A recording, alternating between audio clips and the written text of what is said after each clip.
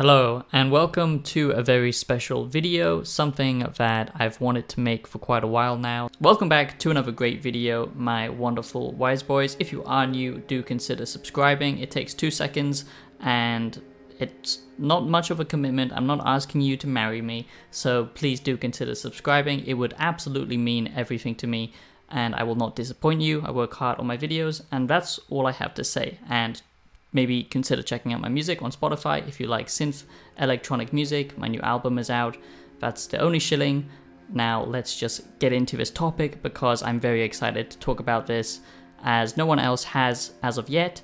And I think Lies of P is not just a good Souls-like, okay? It's not just a good Souls imitation, okay? I think this is truly a great game, a masterpiece. And I will be talking about the gameplay stuff, but there's plenty of videos already talking about why the gameplay is so good, but I will cover that in the second half of this video and all of the deep mechanics and RPG mechanics in Lies of P.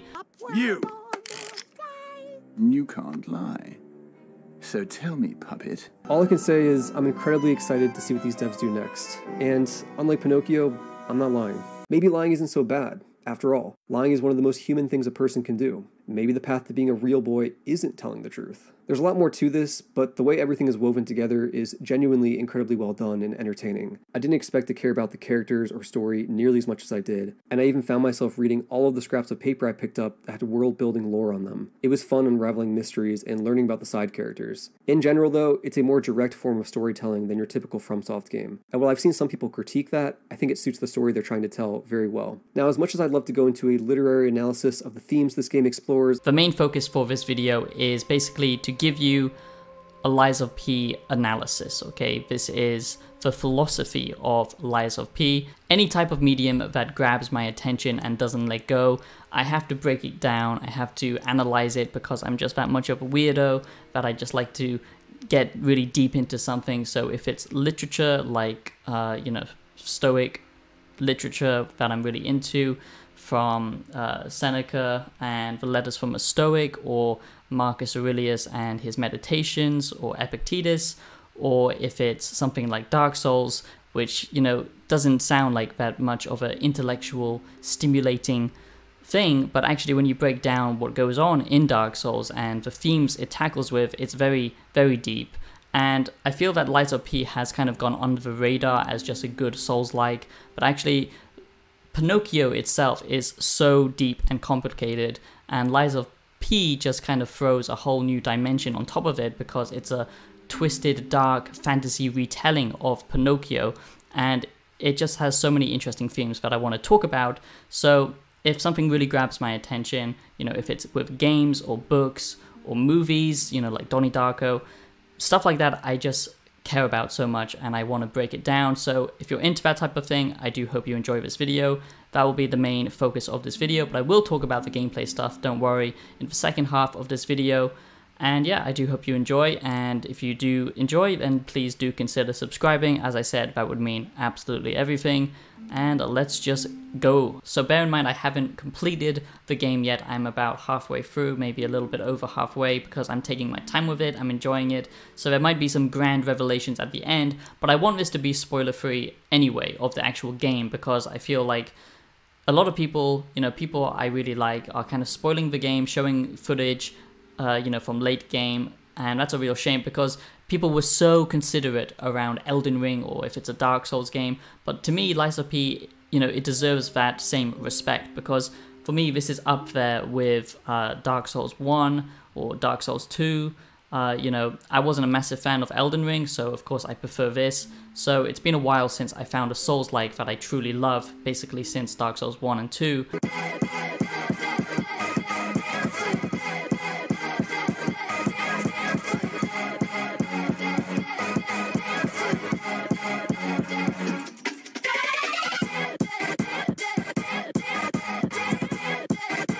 And I will only be showing early footage from basically the first couple of areas and the first couple of bosses, so don't worry, there won't be anything spoilery in this. So if you do want to play Lies of P, I would highly recommend it. It is on Game Pass as well, and you can count this as my Lies of P review because, I didn't want to rush it out.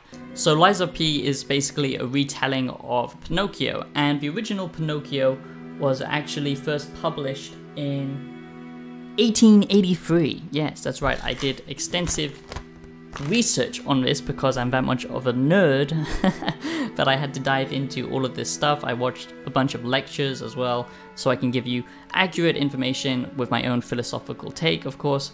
But yes, you know, it was based on a very old tale, and of course the Disney cartoon is the most popular version of Pinocchio, but it is a very old fable. So yes, the original Pinocchio was a lot darker. It dealt with torture, it dealt with slavery, it dealt with a lot of nasty stuff, and Pinocchio was just a little douchebag, okay? He was like a millennial Gen Z teenager where basically nothing would faze him. He just thought he knew everything, and he basically lived in complete ignorance and only chased basically vice and pleasure seeking and hedonism and all that kind of stuff.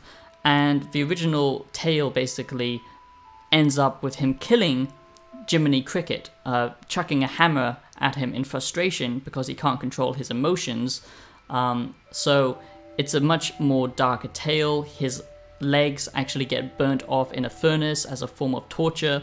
So it's a lot more bleak, and yeah, I just found that very interesting because you have to understand the fable of Pinocchio to truly understand where Lies of P kind of, you know, went with it and adapted it, because Disney did their own adaptation, but Lies of P has its own unique take, and I think it's actually worth, you know, praising, because it wasn't just, you know, an aesthetic they were going for and they just thought, a dark Pinocchio, that sounds pretty cool for a game. No, they actually dealt with complexity and the themes of what it means to be a human and all that stuff, which I'm going to get into, and they built their own unique world. If you look at the lore, to me, not as deep as Dark Souls, but it is still very interesting, so we're going to talk about that as well. So you just have to understand where it's all coming from originally. So most people will tell you that basically the story of Pinocchio, a simplistic, dumb version of it, is basically lying is bad and basically just chasing pleasure, you know, ending up on Pleasure Island and being a slave to pleasure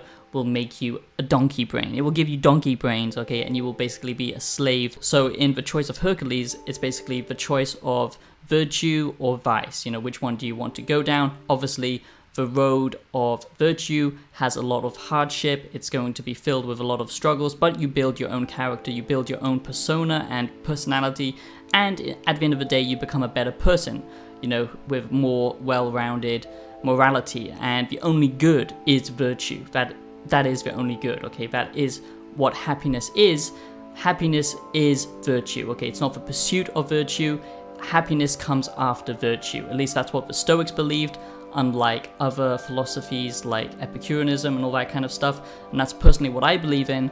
But the choice of pleasure seeking and vice, that's where you live in complete comfort, and basically modern society lives this type of lifestyle now. Basically not taking any risks and just living within comfort, conformity, and not thinking for yourself, letting others dictate you, and basically being a puppet, okay? And that's why it's all kind of tied into the same themes. I have to preface that this video is very difficult to navigate because there's so many different rabbit holes that I can go down. But let me just try and stay on topic. So the point is, you know, there are different stories of old, different fables about vice and virtue, and Pinocchio at the end of the day is one of them, okay? It's basically telling you that you should live a life based in honesty and truth. You shouldn't lie, you shouldn't be arrogant, you shouldn't be ignorant, you shouldn't just constantly seek pleasure. You know, Pinocchio ends up on Pleasure Island and gambles and smokes and drinks and eats. The term bread and circuses comes to mind, and that's an old saying from ancient Rome. But, you know, basically living that life of hedonism, and that's where Pinocchio ends up. So, the original Pinocchio, like I said, was much more darker. It dealt with themes of basically that Pinocchio didn't learn from his mistakes, and that was his problem. He never learned from his, you know, choices of vice. He still, at the end of the day, was ignorant and arrogant and, you know, just gluttonous, and he basically expected the world to give him everything, and he only thought about himself. He didn't care about lying and the consequences of lying, and in the end he killed Jiminy Cricket because he lost control of his emotions. Now the Disney tale tells basically a very similar tale, but in the end, obviously Pinocchio does learn from his mistakes and he's a lot more ignorant. Lies of P basically is a much more interesting tale because this is an interactive experience, so basically you form your character. But because this game is far more linear than something like Dark Souls, it does follow the same tropes as a normal tale would. So this version of Pinocchio, he does get corrupted at the end of the day because he is committing lots and lots of different types of sins. He's killing other people, other puppets, and the choices you make along the journey, whether you lie or not, whether you help people or not, that's down to you, and that will shape your story even more, which just adds even more complexity to this game, which I absolutely love. To me, this is, you know, really up there with something like Dark Souls, okay? You know, this is truly a great game, and I wouldn't even call it a Souls-like. This is its own thing, but obviously it's inspired from, you know, from Software games, and Souls-like, that's what makes it so good. But, you know, it's not a cheap imitation, and a lot of people are just brushing this off. No, this is definitely worth your time. So one interesting theme that Lies of P deals with is how you lie, okay? And basically you can lie to help people in times of sadness. For example, this is an early example, so it's not really a spoiler thing, it's even in the demo, but basically there's a choice to bring comfort to this grieving woman who is struggling with the disease, which every human pretty much is dealing with in this world. And basically she can't see because she's kind of got scales over her eyes, the disease has spread, so she can't really see what's going on, and she doesn't really know. And a lot of people, you have to understand, in this world have gone mad, and that's something I'm going to get into more, because it's a very interesting theme. Basically, if the puppets are now more human than the humans themselves. But basically, the choices that you make in this game, you can lie to either help someone, or you can do it if you're just a sick individual and you just want to see the person suffer even more. If you're a sadist, you can do that, which is super interesting. So for example, one little side objective is you have to find a baby puppet because the woman lost her child, and obviously the child is dead, but you can pretend that this baby puppet is her real baby, and that will give her comfort. Or you can be a sadist and basically say to her, actually this is just a puppet, you know, there's no hope for you, there is nothing left in your life. But an interesting twist that Lies of P does compared to the original Pinocchio tale is lying is usually seen as a vice, but as we all know, there's nothing more human than lies, okay? And sometimes, like I just said as that example, lies can actually help an individual, it can actually be beneficial. So the whole twist of Lies of P is, in lying, you actually become more human than basically pretending that you're more morally justified not lying, or you're above lying, or perhaps you're not even capable of lying simply because you're a puppet and perhaps your consciousness isn't fully capable of lying. So there's lots of different themes around that, but the core takeaway, I think, is lying actually makes you more human, and this does actually impact the game later on, which is a very interesting take on the Pinocchio tale. The very definition of a puppet basically is being manipulated by another and basically not having self-will or self-control or anything like that. But in Lies of P, basically, we're not sure. And Lies of P asks the question of basically free will and the self, okay? Because we know that ergo, which basically is what made these puppets kind of come alive and be self-aware, or perhaps they're being controlled by another thing that is self-aware, the Puppet King. I'm not sure, I haven't got to the end yet, but you know, these are all different hypotheses. But basically, at the end of the day, there is some kind of free will going on, especially with your puppet. And we know that ergo, which is this magic, comes from a different dimension, so this can basically be a form of a new type of consciousness, which is very interesting. So basically the role of puppet and puppeteer, the humans, is flipped on its head.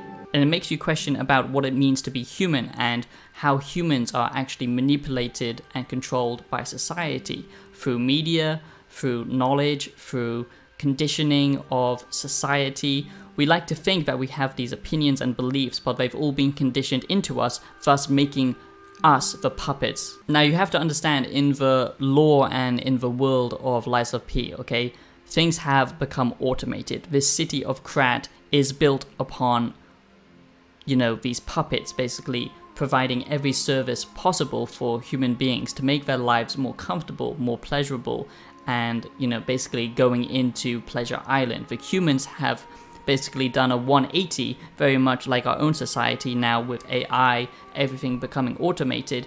They created, you know, these puppets to be their butlers, to be their, you know, co-workers, to provide services for them. And if you look at the law, you will even find that some people even married their puppets simply because they could, because they were better than real relationships, I would assume, because they didn't ask too many questions, and you could craft a puppet into any beauty standard that you wanted. Of course, that sounds very twisted, but this might happen in the future. So it's a very interesting dichotomy, because at the end of the day, humans lost their humanity and basically became shells of themselves and basically puppets, but the puppets became self-aware and awakened and basically transformed into humans. And that is, at the end of the day, what Pinocchio is all about. It's about, you know, a puppet trying to become a human. It's very interesting that Lies of P deals with the themes of Pinocchio, but it changes them so it questions your own humanity. So the lore of Lies of P is very fascinating, because we can see that this society basically degraded. And you know when a society is degrading, and we can look to our own world as an example of that, when there are so many distractions, so many different forms of pleasure to engaging, that we simply get lost in vice, okay? It's very easy now to consume as much media as you can possibly want. There's no end to it. It's very easy to get lost in consumer goods and just go down that rabbit hole of thinking that happiness is buying a new product, or in the form of disconnecting humans from each other through automation. We can see this in our own world, and this is exactly what happened in the lore and in the world of Krat. And it basically poses the question of, again, virtue and vice, which is basically what Pinocchio is all about. And it's a warning for humans not to fall into that trap of vice. But this is exactly what happened to the city of Krat, and this is completely how they lost control over the puppets. So just like in the original story of Pinocchio, if you indulge too much into pleasure and only seek vice, you basically become a beast, you become subhuman, you become a donkey in the story of Pinocchio. And we can see that in the story of Lies of P as well. The humans that now inhabit this world are usually deranged, they are usually very twisted and insane and mad, and they don't have a morality compass anymore. They don't know what's good or bad. They will kill one another simply out of fear and emotion, because they don't know who to trust anymore. They don't know the difference between oil and blood, and we can see that with many of the encounters that we have with all of the different characters in the game. And some of them actually take pleasure in the world being destroyed, because basically the value judgment of that society is now destroyed, so they can feel better about themselves and they can feel better about being imperfect. So one of the things that made me absolutely fall in love with this game, and that's why I say it's not just a good Souls-like, I do think Lies of P is the best Souls-like game ever made. I do think actually Lies of P is the best Souls game, period, in a very, very long time. It's up there with the original Dark Souls, if you ask me. And it's a real shame that a lot of people are just blowing this off, and that's why I want to make this deeper breakdown, because a lot of people have done that and they saw the potential of what Dark Souls was trying to tell them, with basically, you know, pushing through hard times and conquering yourself and finding a purpose. But Lies of P tells a much more nuanced tale about humanity and basically yourself. So now in this twisted world that Lies of P is set in, the main question is, are the puppets now more human than the humans left in this world? Because as I just said, most of them are completely lost. They are driven mad by sickness, by their own destruction, okay? They basically, one could argue that the humans in Lies of P, this is simply a consequence of their actions. It's very clear to see now that people don't have as much power and control as we like to think, that governments and big corporations and industries control our very lives and existence, and there's nothing we can really do about that, because we've ended up in this point of Pleasure Island, basically. And that's exactly what happened in the world of Lies of P. It became basically too industrialized. Basically, in Lies of P, the puppets took over all jobs, all applications, and the world became over-industrialized, and this was the outcome in Lies of P. So you might think, Xavier, you are just a madman, okay? You are looking way too deep into this game. It's simply a nice Souls-like, and they tried to go with a Pinocchio aesthetic. And yes, I'm sure I am probably reading into it a bit too much, but you can say the same thing with Dark Souls, okay?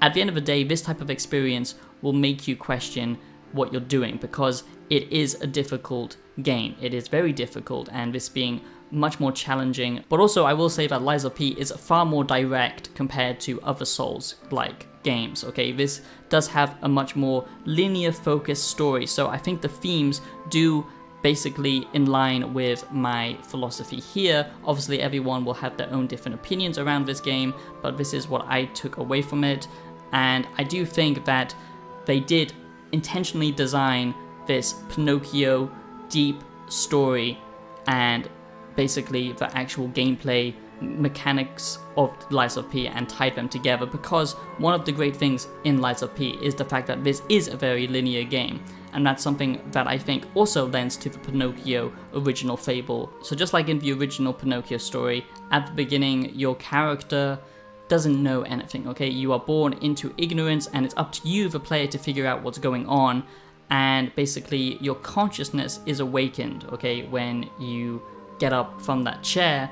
And just like in the original Pinocchio story, you know, as you interact with these characters, you know, it's very deliberately done. I do think that they truly did think about the Pinocchio themes. It wasn't simply an aesthetic, because the way your character has to make these choices about lying or telling the truth, and what the morality implications of that is, how your character reacts to actually killing other human beings in this game, and the implications of that, you know, all of these choices in Lies of P fundamentally makes this game a much deeper experience than most games. One very interesting theme I noticed is, because Lies of P is a linear design, okay, it doesn't have that interconnected map design of Dark Souls, which made it so fundamentally groundbreaking, and you know, it made it feel super realistic. This does have that to some degree. You know, you can see that this world is connected. Basically, at the end of the story, Pinocchio loses his father, and he wants to go back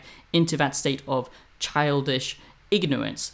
But the thing is, when you start out on your journey, you are basically a blank slate, and you create this persona, basically being thrust into this forced puppeteer role of, you know, a savior of Krat. But actually what you're doing really is killing your own kind, killing other humans, and slowly this is corrupting you, the choices that you make, lying or not lying.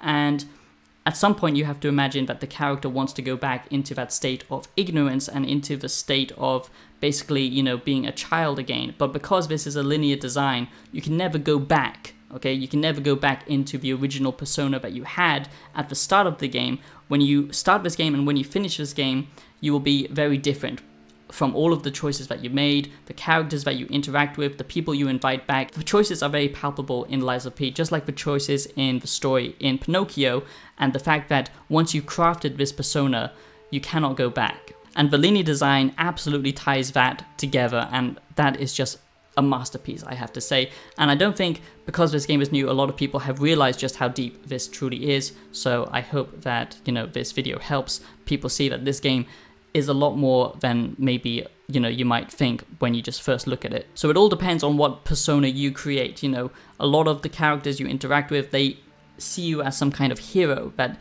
you know, you've been created for this purpose. But at the end of the day, what are you really? Are you helping people? Are you a murderer? Do you go out of your way to cause more suffering?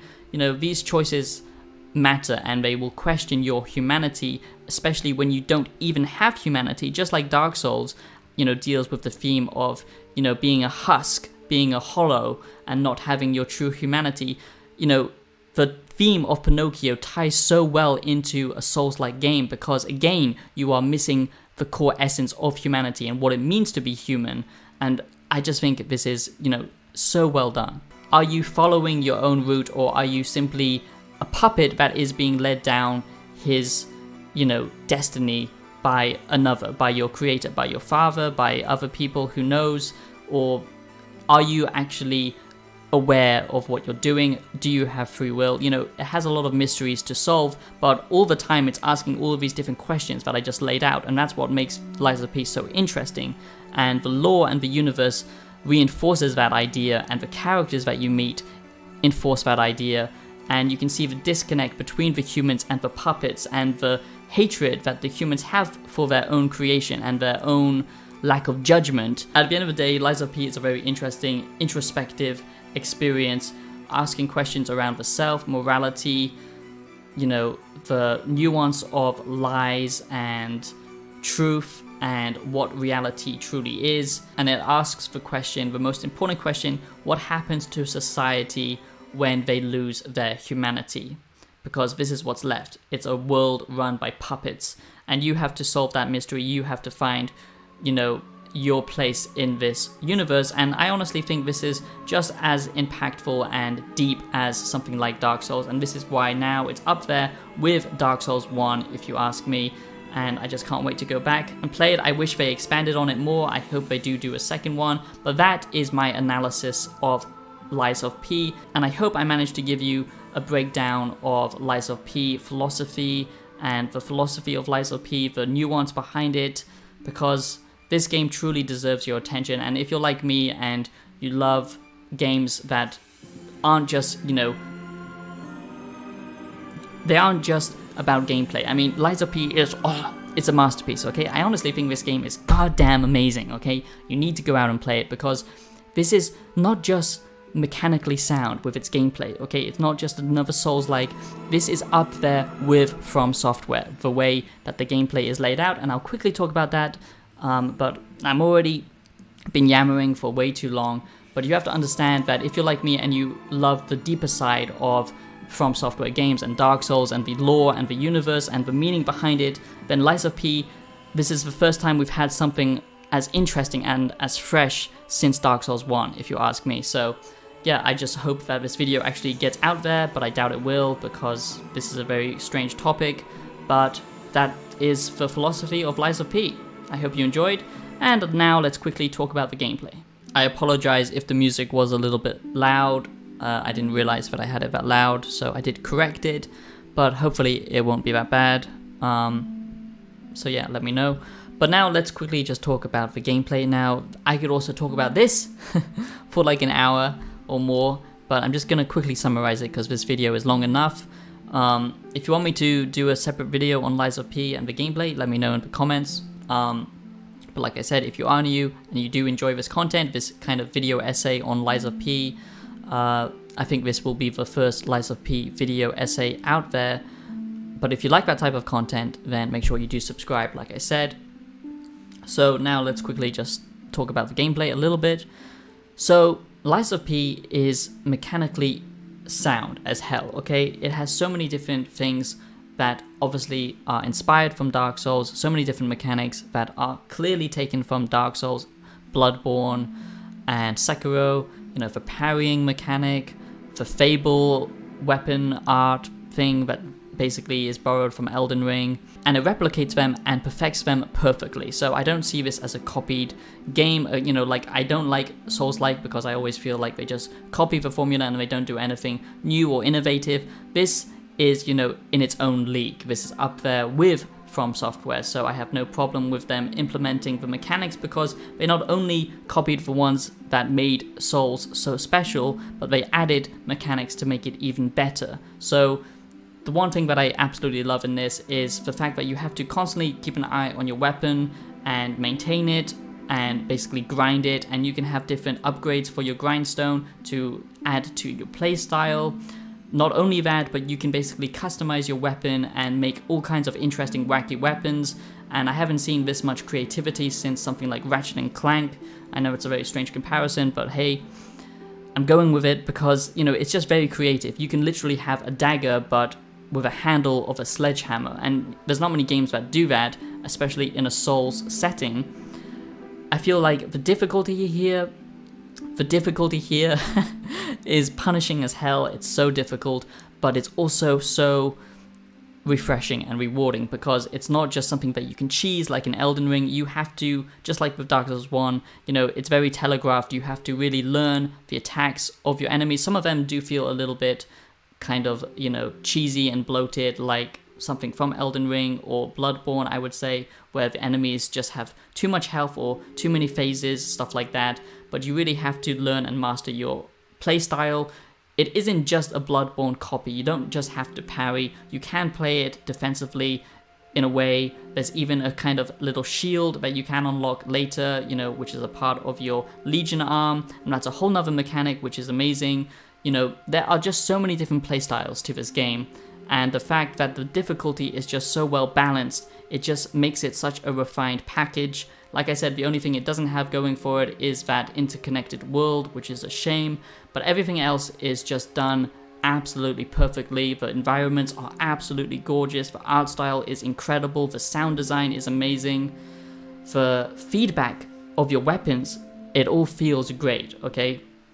I have to stress that this game is just so well done. The enemy variation is greater than most Souls games, you know, even the ones done from software. There are so many different enemy types and they all feel very unique, and you just have to really master this game. You have to learn the moveset of all of these different enemies. You can't just, you know, go in there and cheese it with an overpowered weapon.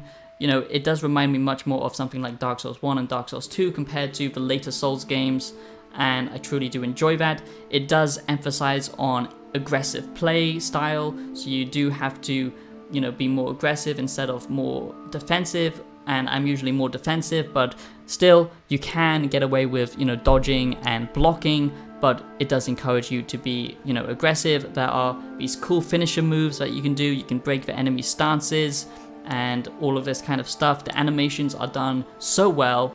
It's just much better than most modern day games, this skill tree, because you truly have to think about your decisions, because you can overlay these different skills, you know, but once you've set your skill, once you've chosen, you know, your upgrade path, you are stuck with that, and it just makes everything feel so rewarding, because it really emphasizes that the choices that you make in this game, morally and gameplay wise, matter. And to me, that is why Lies of P is a masterpiece. It's not just a good game, like a lot of people have been saying. No, I truly think this game is a masterpiece. And that's pretty much the gameplay covered. You know, I could go into a lot more detail. Of course, there's a lot of things going on with Lies of P. You know, there aren't as many different playstyles, I guess you could say, in the sense that, you know, you can't just stand back and be a mage or do long range. It does emphasize that aggressive playstyle, but the way you do that is different from anything else. And basically, at the end of the day, it's so cool to have your weapons separate from the handles, because, you know, you can mix and match them, which allows for much more flexibility and experimentation, because you can upgrade your blade and upgrade your handle separately, and you can mix and match these different weapons. And yeah, like I said, the linear design is actually refreshing because it's in line with the themes and the philosophy of Lies of P as well. But also it's just refreshing because every single level that you experience is very detailed. It always has, you know, deliberate design behind it. The Legion arm adds a whole new dynamic to the gameplay, where you can close the distance if you're using puppet string, or if you want an AoE attack. If you want to do a little bit of ranged gameplay, you can do that slightly here. Obviously, it's not a full build, but you can to an extent. So there's just so many different ways, and all of the mechanics are so well finely tuned. It borrows the best elements from Dark Souls 2 as well, with the hub area. Honestly, this game is just perfection. So that is my analysis of Lies of P, the Lies of P analysis. But honestly, this game has so much going on for it, so I just wanted to show my love for it, and I don't think anyone has really looked at the themes of Lies of P, so I hope I could help with that. And it basically makes you think and question in your own life, your current situation, and what you're doing if you're living a life of vice or virtue. And yeah, I'll see you in the next video. Have a great day, and peace out.